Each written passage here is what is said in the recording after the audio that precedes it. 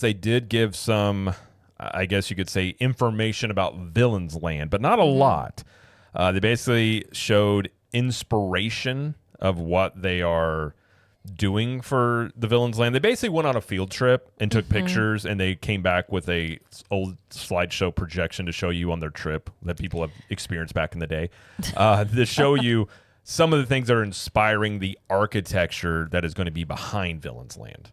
Yeah, it's going to be like an Art Nouveau design, mostly drawn from Paris and Barcelona, creating a conjured architecture. They created a new term for it. That is their term for it. Yeah. To describe a mix of historical inspiration and fantastical design. In construction for Villains Land, you guys, we have a date. Nope, we don't. It's on the horizon. I was going to say, yeah. I was like, wait a minute, what are you talking about? Just kidding. It's on the horizon, which is perplexing because I feel like I remember last year, 2024, when they announced Villains Land, Josh D'Amaro said, there are shovels in the ground. He did say that. And I'm like, wait a minute. It's on the horizon. It means you haven't started yet. Yeah. So, well, I'm like, okay. Yeah, this does not surprise me. And I think some people are really disappointed to hear they didn't have more updates. I'll more than likely, from what I've gathered and what I can just read between the lines, they are still in the development phase of what they're actually going to do here. So that concept art you saw for Villains Land, I would not get married to that. I do not think the final product is going to look anything like that. Speaking of concept art, you pointed out something, how they are changing the way they're doing concept art. Yes. I think it was Disney Drew had said it on Twitter X, and I have actually heard this, that Bruce Vaughn, and I heard this from other places as well, that he has even said that they want to change the way in which they approach concept art and make it not as realistic looking, because the way that Disney presents these things, they're so far off into the future. I mean, they presented a lot of stuff at D23 last year. These things haven't even started construction. They're likely to change.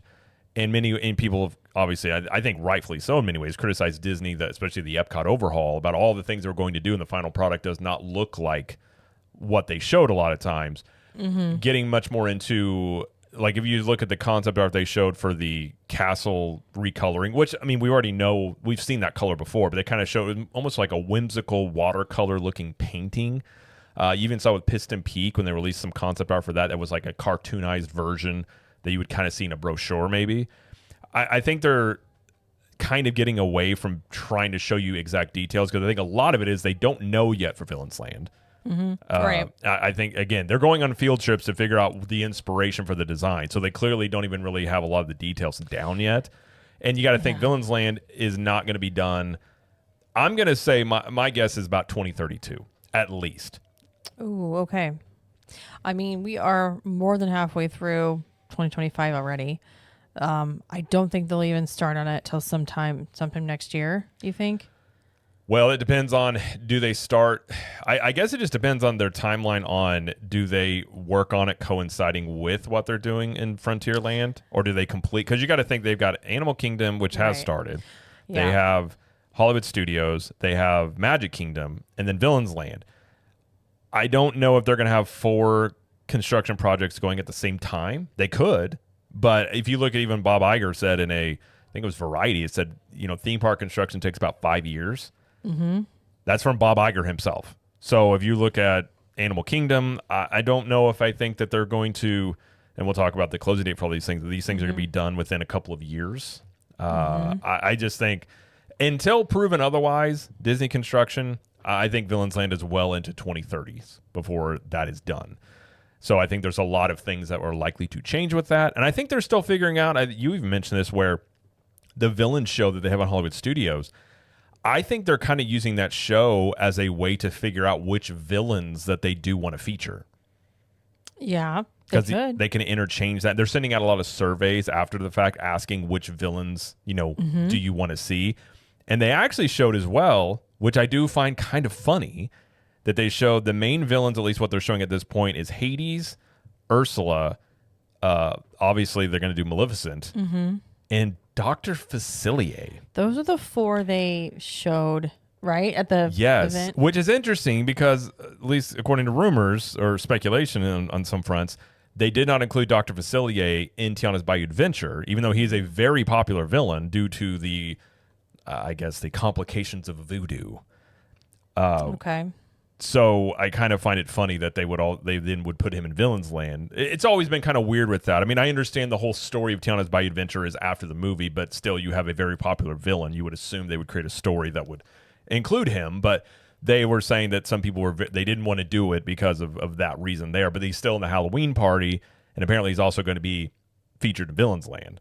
So I don't know what it means for Tiana's Bayou Adventure, but that was kind of the villains they showed there, which I think those are pretty solid villains. And it seems like as well that, didn't they take Jafar out of the Mickey's Not So Scary Halloween Party meet and greet? Yes. And so I'm wondering if they're getting feedback that some of these villains aren't the ones people want to see as much as they maybe assumed. Maybe. It's possible. This is going to go into a weird direction, but I feel like I have to mention this because it's like something I observed. So in the current movies, like more current movies that have come out from like animated movies in the last like 10 years, 15 years, have you noticed that there is an absence of like a true villain? Yes. Like Wish had one. Well, it's like the villain is misunderstood. But like Moana, yeah, this Tafiti, and it's actually not. She's actually not a villain. Right. And then Frozen, the villain is the prince, but like not really. Like he's not a main part of the story. And then I think Tangled had obviously Mother Gothel, but like Brave, what was the villain of Brave? I don't even like. You know what I mean? Yeah, it's kind of a whole thing that's been going on in Hollywood for a bit. Is like you used to just have villains that were just bad. Yeah. Like they were just you didn't really have to get. I mean, I guess you could get some backstory, but it wasn't like, oh, they're only bad because they were little, something happened. It was like, no, they're just bad, and you need to defeat them, which I think is what makes a good villain. Like Ursula is just a villain that you have to defeat. I think.